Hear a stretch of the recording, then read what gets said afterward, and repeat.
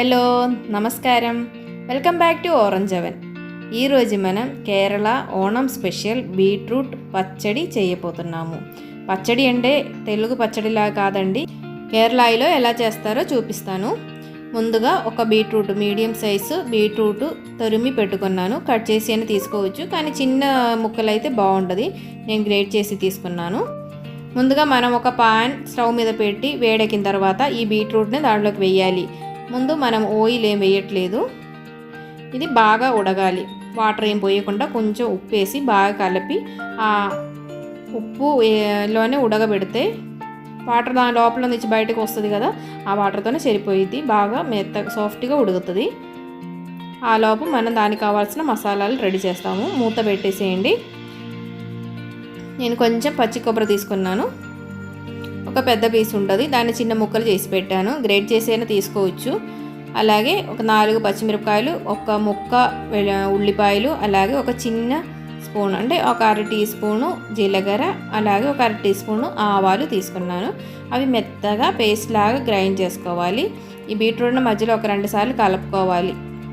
అన్ని చోట్ల బాగా ఉడగాలి కదా, అందుకని అసలే వాటర్ లేదు. అందుకని చూడండి, నేను కొబ్బరిని బాగా సాఫ్ట్గా పేస్ట్ లాగా చేశాను. మన బీట్రూట్ బాగా ఉడికిన తర్వాత మనకి చూస్తే అర్థమవుతుంది కదా, సాఫ్ట్గా ఉండదు. ఉడికిన తర్వాత మన గ్రైండ్ చేసి పెట్టిన కొబ్బరి పేస్ట్ని దాంట్లోకి వేయాలి. ఎక్కువ వాటర్ పోయకూడదు, వాటర్ పోయకుండానే వేసుకోవాలి. కొబ్బరిలో మనం గ్రైండ్ చేసేటప్పుడు కొంచెం వాటర్ వేస్తున్నాను. అది పచ్చివాసన పోయేదాకా కలుపుతా ఉడకబెట్టుకోవాలి. కొబ్బరి పేస్ట్ అంతా బీట్రూట్లోకి బాగా మిక్స్ అవుతుంది, మొత్తం రెడ్ కలర్లో వచ్చేసిద్ది. అప్పటికి వాసన బాగా తేడా అవుతుంది. అప్పుడు మనం ఒక బౌల్ కొంచెం పుల్లటి పెరుగు బాగా బీట్ చేసుకోవాలి.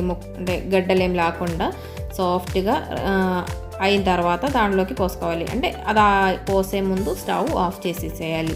పెరుగు వేడి మీద ఉంటే ఇరిగిపోయిద్ది కదా, అది ముక్కలు ముక్కలుగా ఉండదు, అసలు టేస్ట్ బాగుండదు. ఇలా నేను ముప్పావు భాగం పోసాను. మిక్స్ చేసుకొని మనకి టేస్ట్ చూసుకోవాలి. కర్రీకి పులుపు సరిపోయిందా లేదా అని చూసుకోవాలి. అలాగే చారు ఓవర్గా ఉండకూడదు. నేను ఇంకా కొంచెం పోస్తున్నాను.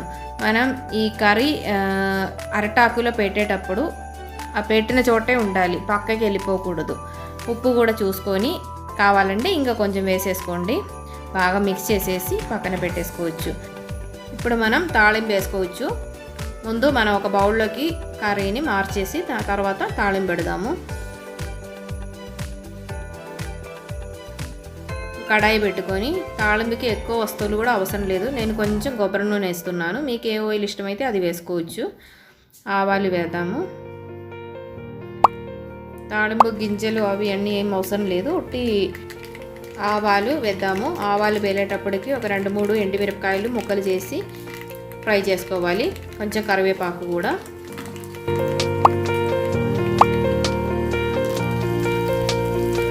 ఫ్రై అయ్యేటప్పుడు మనం కర్రీలోకి పోసుకోవాలి. అదిగో రెడీ అయిపోయింది. అంతే, మన కర్రీ రెడీ అయిపోయింది. చాలా టేస్టీగా ఉంటుంది. ఒక్కసారి అందరిని ట్రై చేసి చూసుకోవచ్చు, తొందరగా చేసుకోవచ్చు కదా. అందరు హ్యాపీగా ఉండండి, హెల్తీగా ఉండండి. Thanks for watching. Orange Oven continues. Bye bye.